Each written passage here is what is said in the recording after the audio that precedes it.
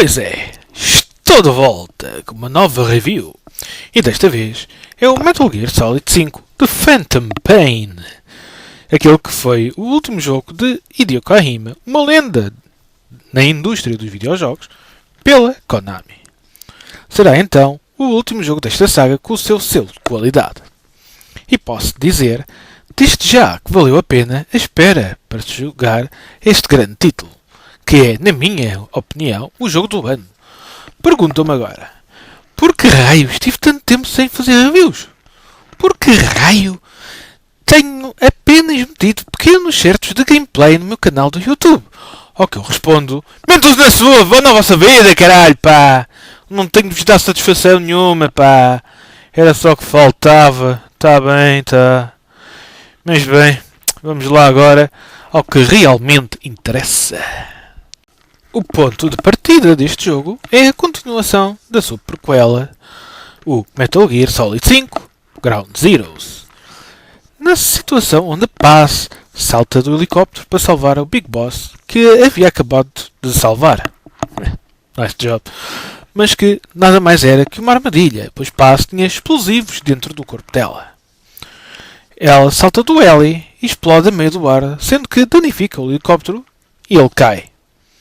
Big Boss e Miller vão parar a um hospital, onde acabam por ser salvos, mas Big Boss entra em coma.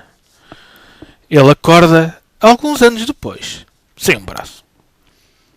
Enquanto tenta iniciar a sua recuperação, ele é alvo de uma tentativa de homicídio, e quando esta falha, o hospital é invadido por soldados.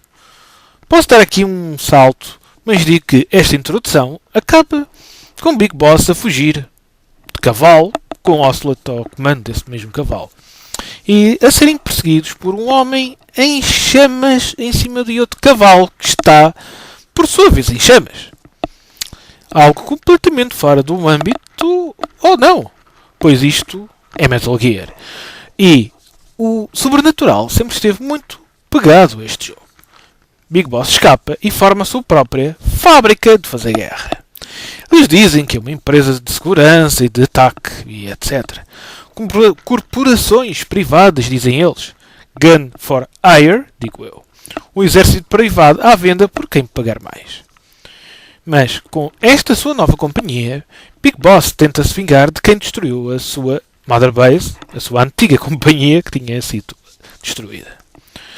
Tenta, vingar quem destruiu a sua Mother Base, os seus antigos soldados, a sua antiga corporação e também de quem matou a Paz e fez dela um isco. Que por acaso, por sua vez, ela até já tinha traído o Big Boss no jogo de Peace Walker. Ei, spoiler! Mas é assim, tu trais, mas depois és traído e eu quero saber de coisas, por isso vou-te salvar.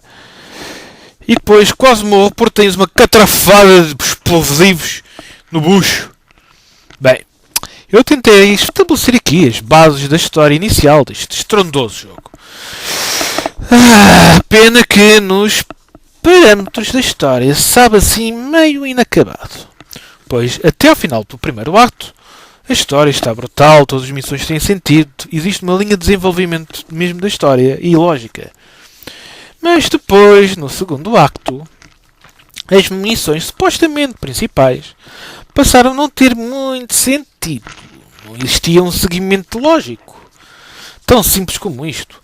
Eles reutilizaram as missões do primeiro acto, que tinham sentido no primeiro, e depois reutilizaram as mesmas missões com os mesmos objetivos, mas com um nível de dificuldade mais elevado. Não eram missões que não adiantavam nem atrasavam na história. Está bem, essas mesmas missões não são obrigatórias, mas obrigam-nos a fazer umas operações secundárias para desbloquear as missões da história.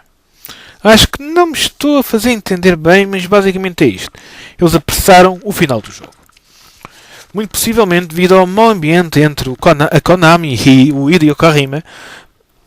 Ao apressarem o final do jogo, isto afetou e muito a experiência do mesmo. Chegou ao ponto onde eu tinha tantas replay missions para fazer que já não sabia qual era a certa para acabar o jogo. Acabei mesmo por mandar uma mensagem no PSN, uma pessoa conhecida, para me orientar. Uma situação complicada, evitável e completamente estúpida. Tentar dar cabo de um jogo desta qualidade. Raspar tomar Konami, meu. Tem-me que cuspir todo. Vamos aí lá fazer as vossas Pachinko Machines e deixem de vez o mundo dos videojogos, pá, seus cabrões. Posso dizer, para acabar este ponto, que no final existe um plot twist que, muito sinceramente, não estava à espera. Pena ter sido uma replay mission da primeira missão. Com tutorials e tudo. Enfim. Este jogo, como em quase todos os Metal Gear Solid, tem um som completamente espetacular. O tema da Quiet, o tema de início do jogo, The Man Who Sold the World, ou então a música Midnight Mirage. Simplesmente genial. Tanta boa música num jogo que foi apenas coisas excelentes até ao final do primeiro capítulo. Nós estou a bater nesta história. E depois concluída à pressa no segundo. Com tanto ainda por explicar na história. Bem, este jogo a nível de gráficos está excelente. Considero que talvez seja o melhor jogo para a PS4 até agora neste nível. Tendo em conta que mantém sempre uma frame rate altíssima mesmo para consola. Neste ponto posso dizer que se esmeraram muito. Estamos a falar de um jogo excelentemente trabalhado a nível gráfico. E não sei mais o que falar neste ponto. Pimba, fico por aqui, ponto. Ponto. Este jogo não nos dá grandes motivações, ou tem algum sentido para se voltar a jogar a história linear. A não ser que queiramos ter todas as missões no rank mais alto. Mas tem uma vertente online bastante interessante, pois ele possibilita invasões das bases de outros jogadores online. Eu não explorei muito esta vertente, pois não sou muito de online nas consolas, muito menos num jogo tipo Metal Gear. Mas é uma ideia arrojada, pois estamos a falar de invasões onde podemos roubar os recursos e soldados de outros jogadores. Algo que tem algum impacto no jogo, e principalmente para aqueles que apenas queriam jogar offline calmamente e sem stresses. Pois, se te roubarem os recursos e os soldados, desenvolves-te mais lentamente e torna um jogo um pouco mais frustrante. Como eu disse, foi uma decisão muito arrojada. Existe ainda um modo completamente online, que não se cruza de modo nenhum com a história do jogo. Este nem sequer instalei, mas é mais um parâmetro que atribui maior profundidade quanto à longevidade e aumenta o seu replay value. Lá estou eu a tentar falar bem. Este jogo é uma sandbox de completa diversão. Podemos jogar isto de tantas e variadas formas que até nos podemos perder nele. E foi isso exatamente como aconteceu. Estamos a falar de um jogo que nos incentiva a jogar de um modo mais furtivo, mas que é do modo de open world. Inicialmente não estava a ver bem como se isto seria assim implementado. Fiquei maravilhado. A liberdade que temos dá asa à nossa imaginação. Por exemplo, no meu caso, passei a maior parte do tempo a limpar bases inteiras dos seus soldados durante as missões secundárias, convencendo-os a se juntarem a mim e à minha facção. Eu raptei centenas de soldados. Bolas! Eu penso que foram mesmo uns poucos milhares, 1 ou 2 milhares. Apenas para, no meio da história e do jogo, mais de metade dos meus soldados morreram. Fiquei estupefacto. Umas dezenas de horas perdidas. Porquê é que me fizeram isto? Bolas! Tanto trabalho. Mas depois tive de repor o estoque de soldados. E mais uma centena de soldados tiveram de ser recrutados. Sim, recrutados. Palavra mais bonita que raptados. Foram 87 horas muito bonitas. Mais metade desse tempo passei a raptar soldados. A recrutar soldados. Sim, a recrutar e a fazer as side-ops, ou em Bontuga, missões secundárias.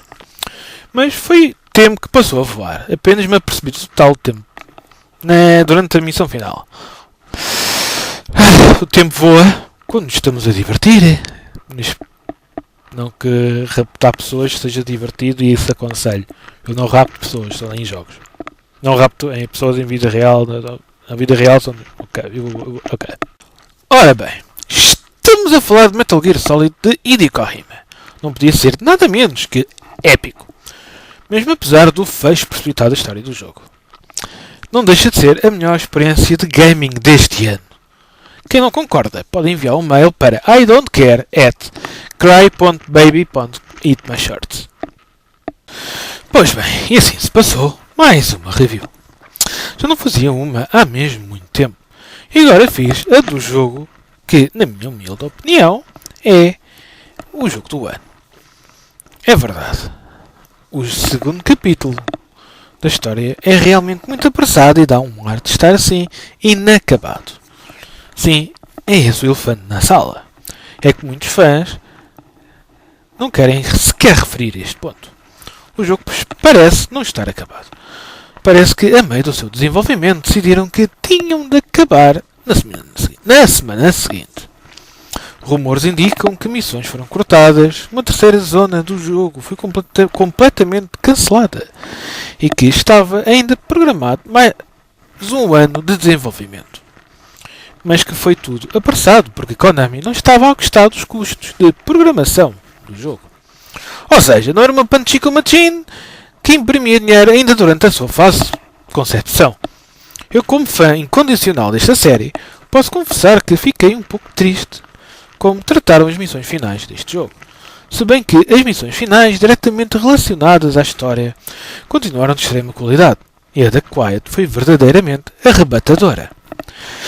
Enfim, mas eu gostaria que um dia a vida fosse mais parecida com os videojogos. Neste caso, ser o Big Boss com um exército privado que fazia tudo aquilo que eu queria, mas quando precisasse de algo, fazia eu próprio. Oh, isso é que era. Agora divirtam-se que eu tenho mais que fazer.